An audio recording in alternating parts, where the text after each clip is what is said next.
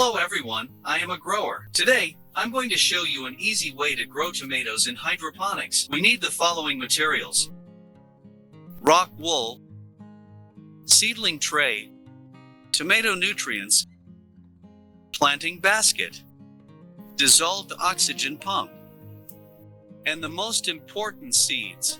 Grow lights needed for indoor planting. It is better to use plant-specific fill lights for balcony planting. Soaking the seeds. We need to soak the seeds in warm water to promote germination. The entire seedling stage begins when the seedlings develop cotyledons and true leaves. It takes about 25 to 30 days from sowing to late seedling. Once the tomato seedlings have grown, they can be planted. Colonization. We need to prepare a nutrient solution container. It's okay to use a 10 to 25 liter ordinary bucket. The bucket lid needs DIY little.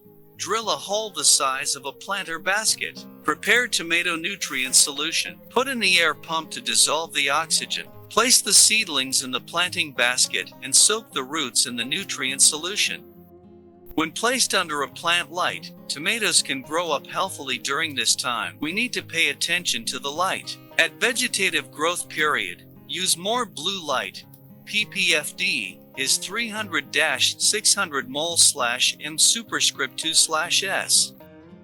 At the flowering and scion stage, the ppfd can be increased to 500-1000 mol/m superscript 2/s. We also need to pay attention to nutrient solution concentration and dissolved oxygen. 2 months later, we can start harvesting. The tomatoes grown by our seeds is really sweet.